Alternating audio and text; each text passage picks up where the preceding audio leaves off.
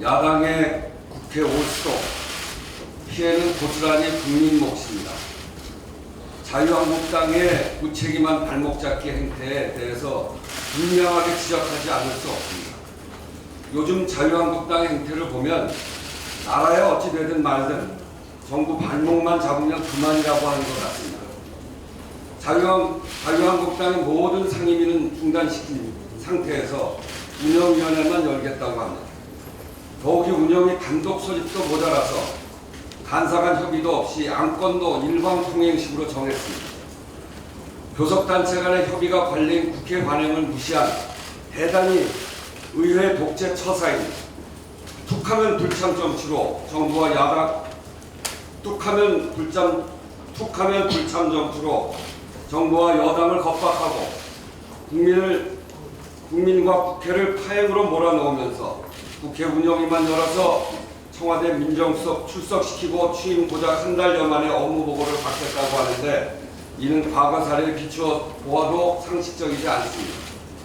제1야당이 민생에 관심 없고 국민 여론은 안중에도 없고 오로지 정쟁과 새 정부 발목 잡기에 몰두하니 안타까울 뿐입니다. 더욱이 여당 원내대표 몫인 운영위원장도 내놓지 않고 몸만 부리고 있습니다. 자유한국당은 운영위원장 자리를 풀어주고 무리한 요구를 하기 전에 먼저 국회 정상화에 협조하고 운영위원장 교체에 협조하시기 바랍니다. 국회 운영위원회와 정보위원회는 국정과 국회 운영의 책임성과 안정성을 위해서 여당이 위원장을 맡아왔습니다. 이것은 지난 보수 정권에서도 마찬가지였고 국회가 생긴 이래 늘 그래왔습니다. 여당도 아니면서 국회 운영위원장을 고집하는 것은 아예 국회 운영 전반을 정치 공세의 수단으로 전락시키려는 것이라는 의구심을 더욱 크게 가질 수밖에 없습니다. 다시 한번 상기드리면 자유한국당은 이제 야당입니다. 국회 운영에 있어서 정권 교체를 인정하지 않는 것인지 답변해 주시기 바랍니다. 국민의당과 바른정당에도 한 말씀 드리겠습니다. 무조건 반대인 자유한국당은 그렇다 치고 대통령의 장관 임명에 대해 이견이 있을 수는 있으나 과연 국회 전체를 올스톱시킬 만한 일인가 하는 점에 대해서 국민의당과 바른정당에 묻지 않을 수 없습니다. 추경안이 국회에 제출된 지 벌써 2주가 지났습니다. 그러나 예결위는 물론 13개 상임위 전체에서 본격적인 추경 심사가 전혀 진전되고 있지 못합니다. 정부조직법도 제출된 지 12일이 지났으나 상정조차 되고 있지 못합니다. 이걸 보십시오. 역대 정부 출범 첫해 추경 국회 상임위 상정 소요 시간을 보면 이명박 정부 때는 4일 만에 상정했습니다. 박근혜 정부 시절에는 제출하고 바로 그 다음날 상정을 했습니다. 그런데 지금 일자리 창출을 위한 추경에 13일이 걸렸는데 아직도 미상적입니다. 이게 어떻게 정상적입니까? 저희가 야당일 때 추경과 같이 국민들에게 정말 필요한 일에 대해서 이렇게 협조를 했는데 도대체 지금 야당들은 어떻게 국민들의 이 절박한 민생을 이렇게 외면할 수 있습니까?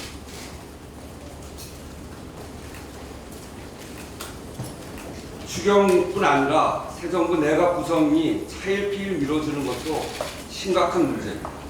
문제가 있다면 청문회에서 따지면 될 것을 시작조차 못하게 국회 일정을 거부하는 것은 국회의 의무를 방기하는 것입니다. 야당의 지적과는 달리 이번 추경에는 공공부문 일자리는 물론 중소기업 등 민간 부분 일자리 예산, 미래 신성장 동력 발굴 예산 이런 것들이 대거 반영되어 있고 육아휴직 급여 확대, 치매안심센터 확충 등 국민들이 애타게 기다리는 민생 예산들도 꼼꼼히 챙겨져 있습니다. 두 야당은 실업난에 고통받고 있는 청년들, 타들어가는 논밭에 한숨 쉬는 농민들은 아예 안중에도 없다는 것인가 묻지 않을 수 없습니다.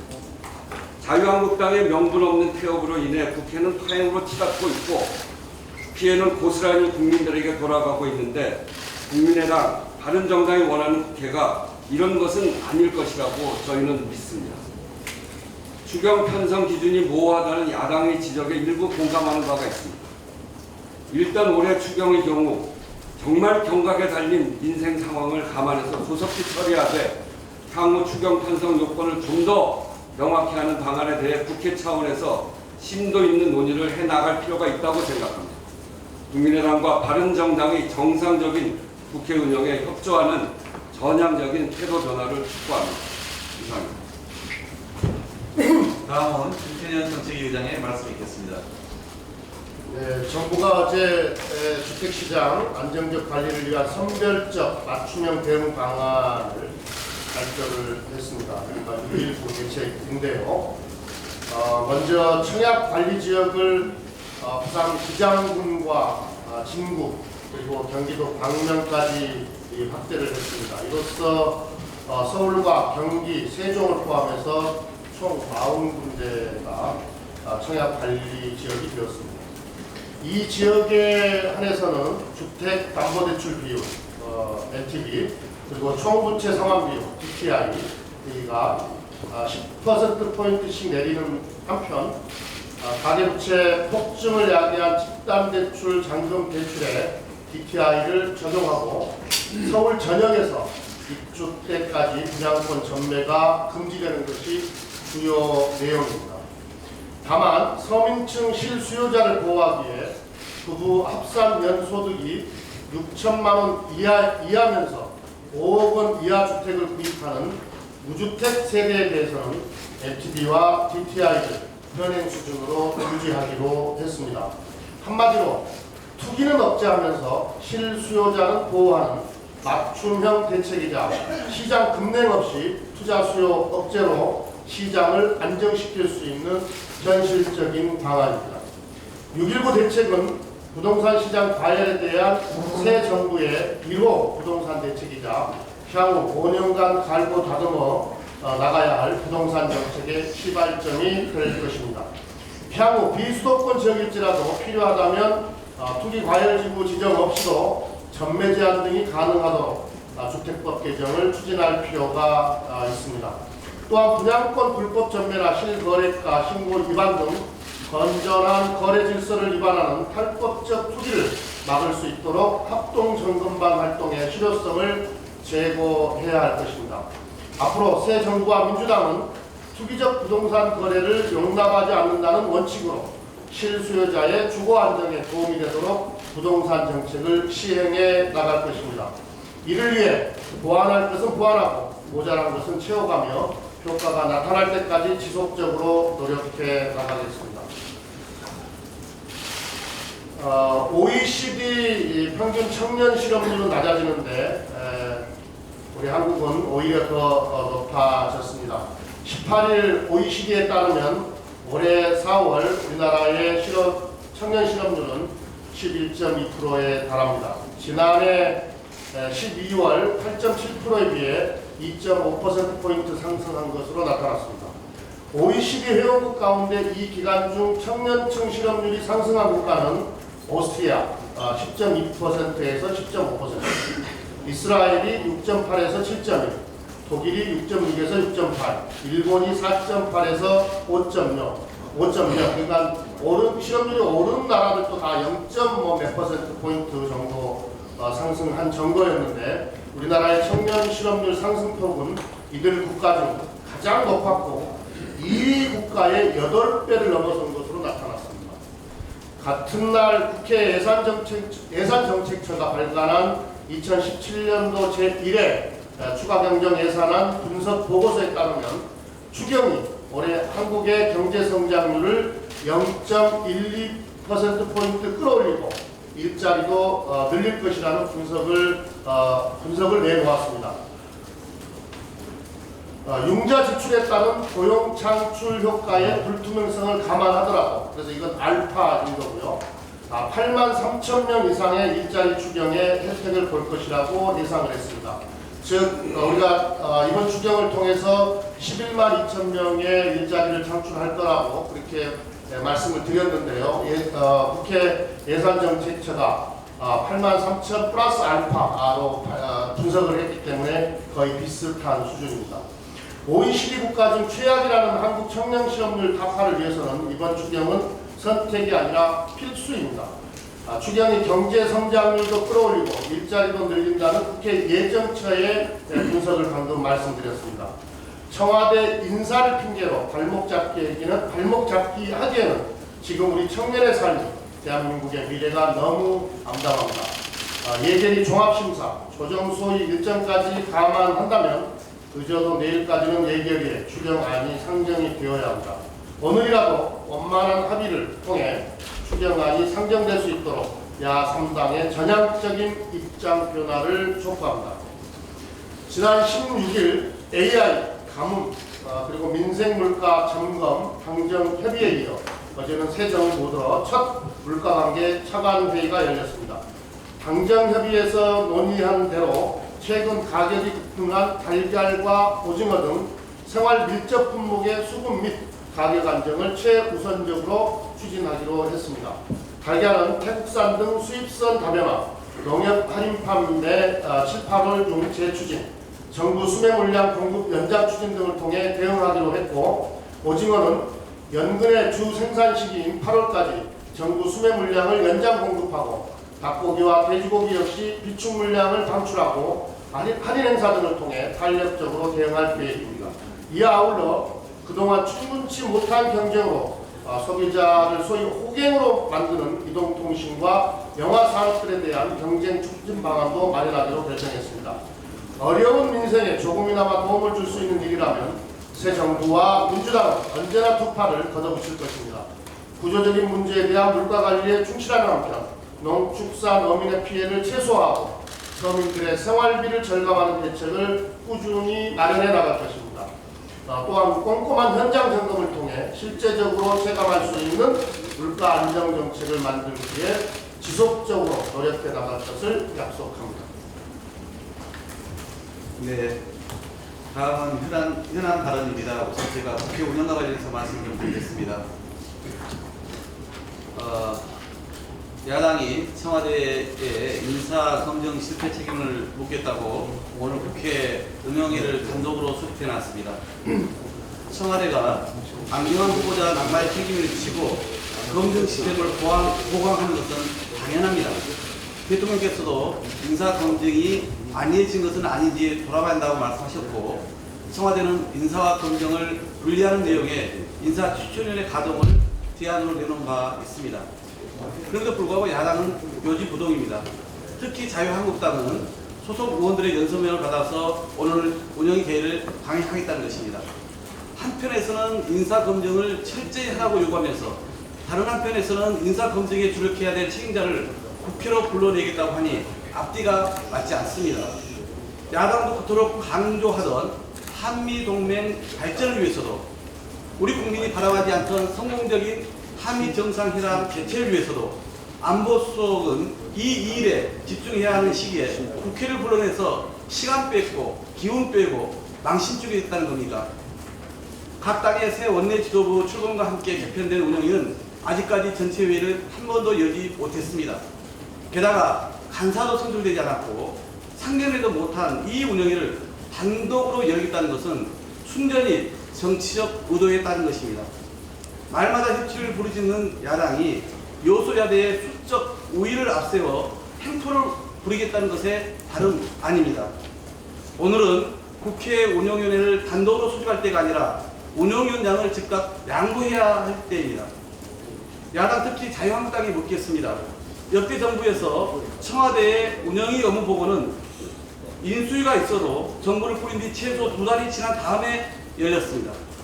그런데 인수위 없이 출범한 문재인 정부를 상대로 취임 한 달이 지나자마자 업무 보고를 받겠다는 것은 어떤 의도입니까? 국정농단과 문건 유출 사태 당시에도 민정수석의 국회 출석을 가로막았던 자유한국당이 이제 와서 조국 수석을 부르겠다는 것은 납득되지 않습니다. 저는 지난주 하루빨리 국회 운영위 인사청문제도 개선 소위를 만들어서 새로운 인사검증 기준을 만들자고 촉구한 바 있습니다. 그런데 야당은 이 요청에 타답하기는커녕 다른 후보자의 인사청문 일정과 인사 일자리 추경안, 정부 조직 개편안까지 논의를 거부하고 있습니다. 말로는 인사청문과 다른 사안을 연계하지 않겠다고 하지만 과연 이것을 믿는 국민이 지금 누가 있겠습니까? 국민의당과 바른정당도 자유한국당의 발목 잡기에 동조하고 있는 것은 마찬가지입니다. 두 야당은 말로만 추경안과 정부 조직 개편안 논의에 착수할 수 있다고 할 것이 아니라 자유한국당을 설득하든지 아니면 두 야당만이라도 심사에 즉각 동참해야 합니다. 이를 통해서 자유한국당은 다른 책임 있는 야당의 모습을 보여주시기 바랍니다. 사상 초유의 국정농단 사태로 초래된 국정 공백을 수습하기 위해서는 여야 가릴 것 없이 새 정부에 두 손이라도 맞잡아줘도 부족할 형편입니다. 그런데 두 손을 잡기는커녕 발목 잡기도 모자라서 지금처럼 빠떼로 하자는 식으로 국회를 이끌어가면 절대로 협치는 이루어지지 않습니다. 이제라도 정상적인 의사일정 진행을 통해서 대화와 타협의 진정한 협치를 이루어줄 것을 호소드립니다. 다음은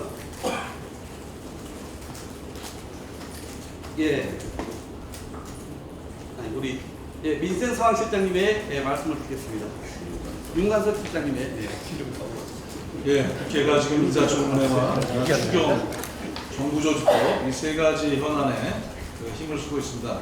하지만 이 모든 것에 궁극적인 목표 중에 하나가 민생을 잘 살리자는 것일 겁니다. 정부 일자리 만들기 정책을 적극 지원하기 위해서 민주당 원내에서도 100일 민생 상황실을 만들었는데 각 팀별로 본격적인 활동에 들어갔습니다. 먼저 일자리 창출팀은 지난 14일 노동시간 정상화를 위한 토론회를 진행했고, 내일 21일 오전에는 정부의 일자리위원회의 간담회가 잡혀 있습니다. 또한 오후에는 인천공항공사 현장을 방문해서 문재인 대통령께서 비정규직 제로 선언을 했던 현장을 가서 여러 가지 진행 과정에 대한 협력을 논의하기 위한 간담회를 진행합니다. 추후에 농협중앙회와 발전오사, 또 27일에는 LH공사 비정규직 노동자와의 간담회도 잡혀 있습니다. 민생신문고팀은 내일 오후 2시에 국민권익위원회를 방문해서 국민권익위원회에 접수되어 있는 민원 분석 및 시급한 민생 현안 해결 방안 모색을 하게 됩니다. 또한 이후에 어린이 보호구역에 인도 미설치로 인한 사고가 잇따르고 있는데 그런 지역의 현장을 방문해서 학부모와의 간담회도 예정하고 있습니다. 민생 119팀은 지난주 금요일 16일 날 이미 마필관리사 고용구조 개선을 위해서 자살한 고 박경근 마필관리사의 빈소를 조문하고 현장을 방문했습니다. 마사회가 핵심 주체로서 진정성 있는 사과와 고용구조 개선에 전면적으로 나설 것을 요구했습니다. 생활비 절감팀은 오늘 23일 이번 주 금요일 오전 10시에 가계통신비 인하를 위한 전문가 간담회를 개최합니다. 이외에도 생활비 절감 대책을 위한 주부 100인과의 토크 콘서트도 오는 6월 달에 계획을 넷째 주에 하고 있는 상태입니다. 민생 상황실은 이렇게 문재인 정부의 제1공약인 좋은 일자리 창출 정책의 신속하고 원만한 실현과 또 우리 국민의 먹고 사는 문제 해결을 위해서 다양한 현장 방문과 간담회 토론회 그리고 민생 챙기기에 적극적으로 나서겠습니다. 민생 관련 한 가지 더 말씀드리겠습니다. 조금 전에 우리 김태년 정책의장께서도 말씀하셨는데 어제 6월 19일 날 정부의 첫 부동산 정책이 발표가 됐습니다. 조정 대상 지역 추가 선정과 전매 제한 기간 및 맞춤형 LTV DTI 강화, 재건축 규제 강화로 요약할 수 있습니다. 최근 과열된 주택시장의 안정을 꾀하고 실수요자를 위한 선별적 맞춤형 대응 방안을 제시했습니다. 일종의 핀포인트 정책입니다. 하지만 이것이 성과도 있지만 또 보완점도 있을 텐데 주택시장과 국민의 삶 속에 정상적으로 작동하려면 주무부처인 국토교통부의 역할이 매우 중요합니다. 하지만 국토교통부 장관의 자리는 아직도 공석입니다.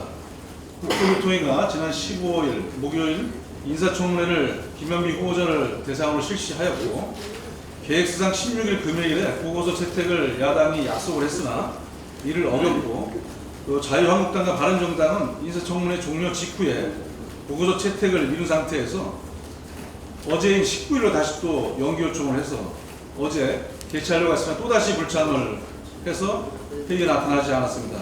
그 결과 오늘로 예정되어 있는 상임위의 추경심사 파행까지 예상되고 있습니다.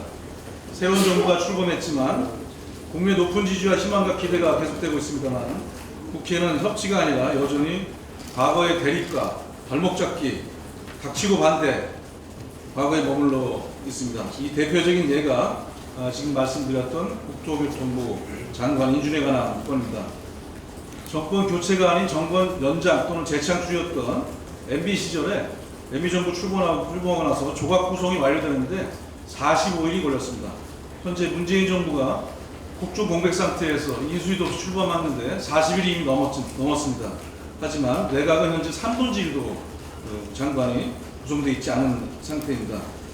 이렇게 국정 공백과 또 불가피하게 인수위 없이 출범한 정부에 대해서 야당이 건전한 비판과 견제가 아닌 닥치고 반대와 국정 발목 잡기는 국민의 지지를 조금이라도 받기 어렵다고 판단이 됩니다.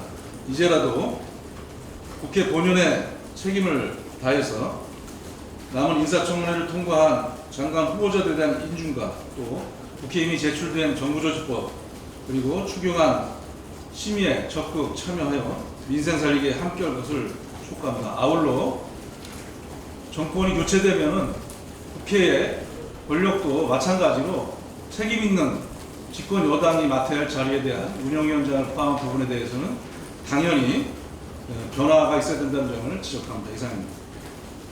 예, 다음은 박용진 대표의 발언이 있겠습니다.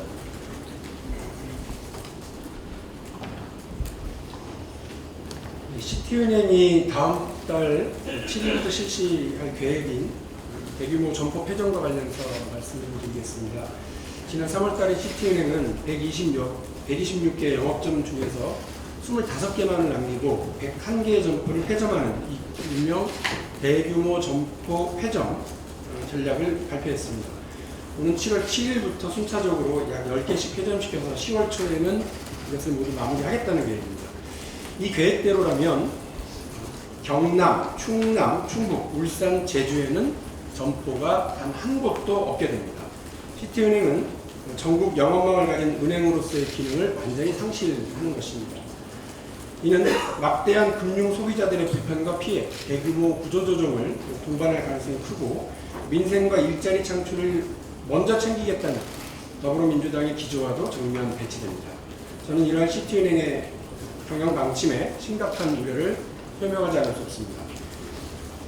이런 예견되는 심각한 사태에 대해서 주무부처인 금융위원회, 금감원 등에서는 사실상 이 사태에 대해서 손을 놓고 있습니다. 제가 금융위원회 시티 사태에 대한 대응 방안이 무엇인지 질의를 했는데 금융위는 은행 법령상 점포의 신설, 폐쇄, 인력 구조조정에 대한 금융당국의 직접적인 감독 행정 조치 권한이 없다는 무책임한 답변만 내놓았습니다. 하지만 은행법 34조 제2항 제4호에 그 밖의 경영의 건전성 확보를 위하여 필요한 사항이라고 하는 적시, 또 제8조 제2항 제5호와 7호에는 사업계획이 타당하고 건전할 것, 은행업을 경영하기에 충분한 인력, 영업시설, 전산체계 및 그 밖의 물적 설비를 갖출 것이라고 명시가 되어 있습니다. 부자 고객만 상대하고 돈 없는 서민 고객은 배제하겠다는 고객 차별 전략이 시중은행으로서 건전하고 타당한 사업계획이라고 할 수 없습니다. 또한 시티은행의 계획대로라면 서울과 경기도를 제외한 나머지 시도에는 점포가 한 곳도 없거나 있더라도 한 곳만 존재하게 됩니다. 금융 소비자들에게 매우 큰 불편을 초래할 가능성이 큽니다.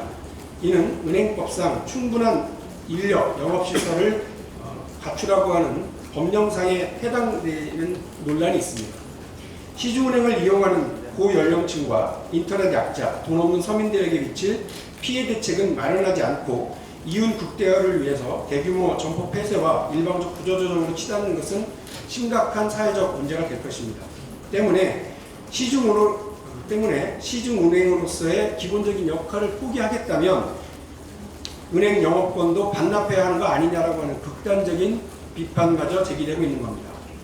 지금이라도 금융당국의 조속한 조치를 촉구하는 한편 시티은행의 경영진도 계획을 재검토해 줄 것을 촉구합니다.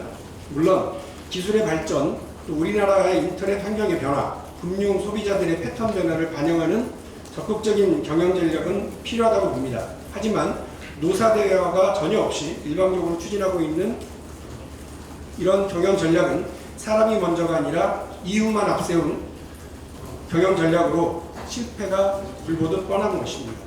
시티은행 경영진은 불안에 떨고 있는 시티은행 노동자들과 노사대화에 적극적으로 나설 것도 촉구드립니다. 이상입니다.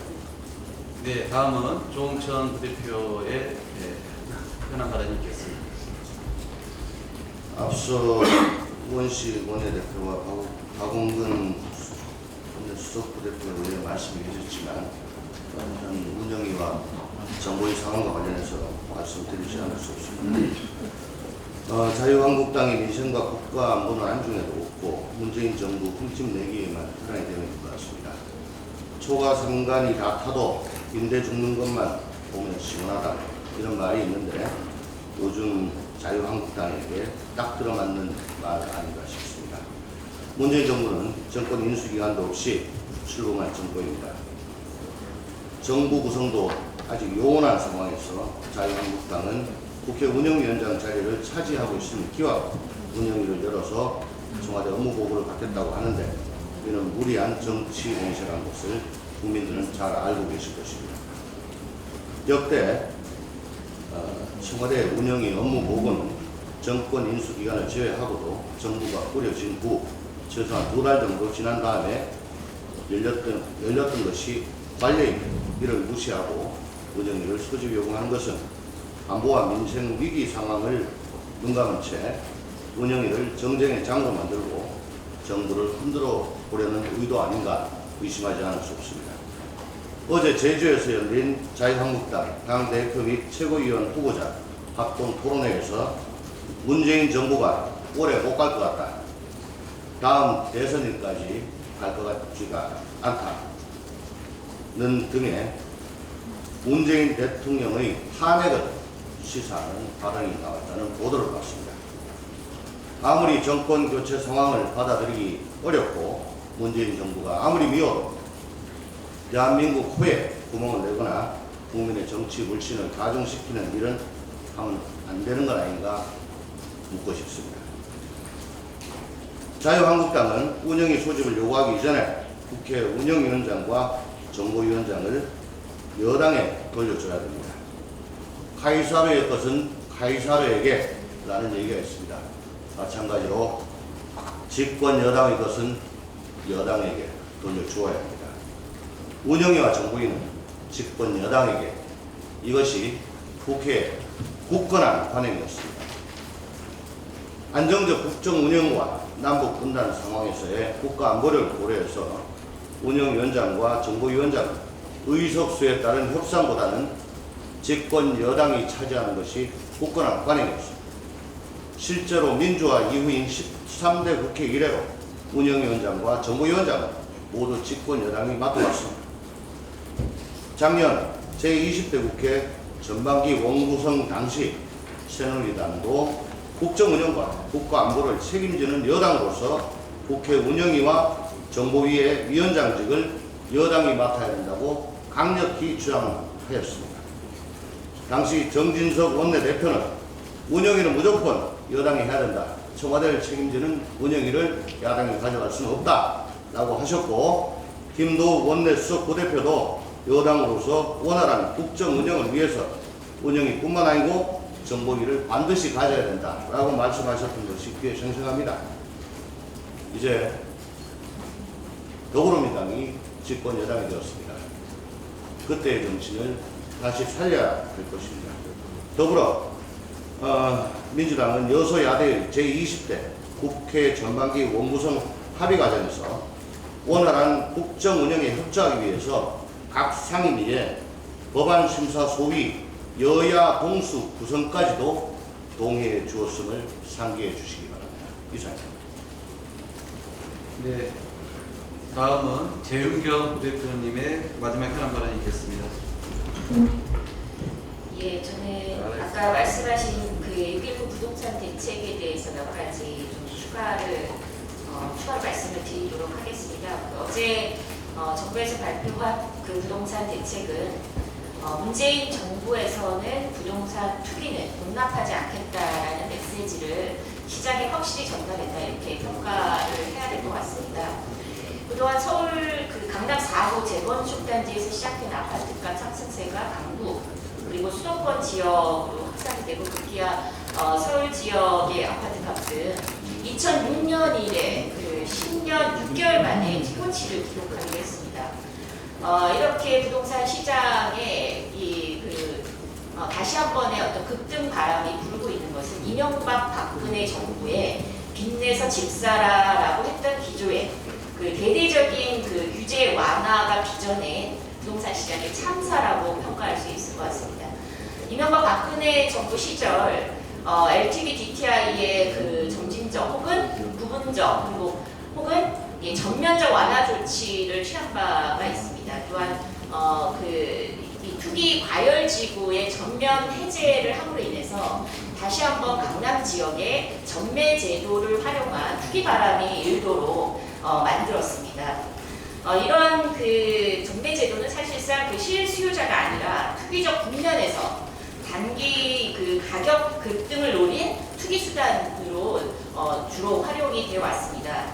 이번 대책에서 이 전매 제도의 전면 서울 지역의 특히 전매 제도를 금지시킨 대책은 이런 이 투기 바람을 주로 불러일으키는 수단인 전매 제도를 금지했다는 측면에서 다시 한번 부동산 투기 바람을 잠재울 수 있는 대책이라고 평가해야 될 것 같습니다.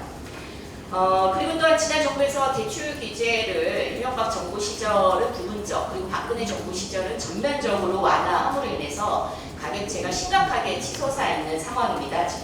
현재 주택담보대출 인정비율 LTV죠. LTV가 지금 60% 이상이 되는 대출이 3조 원이나 되고 전체 시장에서 지금 36% 정도를 차지하고 있습니다. 그래서 이렇게 심각한 가격체 한마디로 위험 대출이 전체 30%가 넘는다는 건데 부동산 시장을 안정화시키면서 또한 가계부채 관리를 안정되게 해 나가야 되는 이 두 마리 토끼를 잡아야 되는 것이 현재 지난 정부의 그 과오로 인해서 새 정부가 떠안고 있는 아주 위험한 현실이 아닐 수 없습니다. 이번 문재인 정부의 그 부동산 대책은 그런 측면에서 투기 과열도 막고 동시에 시장을 안정화시키면서 가계부채 관리를 잘 해나가겠다고 하는 정부의 의지를 표명한 핀셋 규제다라고 평가할 수 있을 것 같습니다. 종합대책이 아니라는 측면에서 아쉽다라는 평가가 나오고 있는 것이 사실입니다. 그러나 새 정부 초기 아직 내각이 전부 구성되지 않은 상황입니다. 사실상 이런 상황에서의 부동산 시장의 단기 급등 그리고 불안한 현실을 바로잡기 위해서 불가피하게 단기 처방을 내린 것으로 이해해야 될 것 같습니다. 물론 이제 장기적으로는 종합 대책이 필요합니다. 근데 이는 정부 구성이 완료된 후에 각 부처가 현안 파악과 협조하에 이루어져야 할 내용이다. 따라서 야권에서는 조속히 이 민생 문제에서 가장 심각하다고 볼 수 있는 가계부채 그리고 부동산 시장의 불안 이 문제를 해결하기 위해서라도 정부의 이런 정부 구성, 내각 구성에 적극적으로 협조하는 것이 필요하리라 이렇게 생각이 듭니다. 더불어서 빚내서 집사라는 과거 정부의 정책 실패 이것을 바로잡기 위해서 새 정부는 좀 더 정밀한 접근이 필요할 것으로 평가.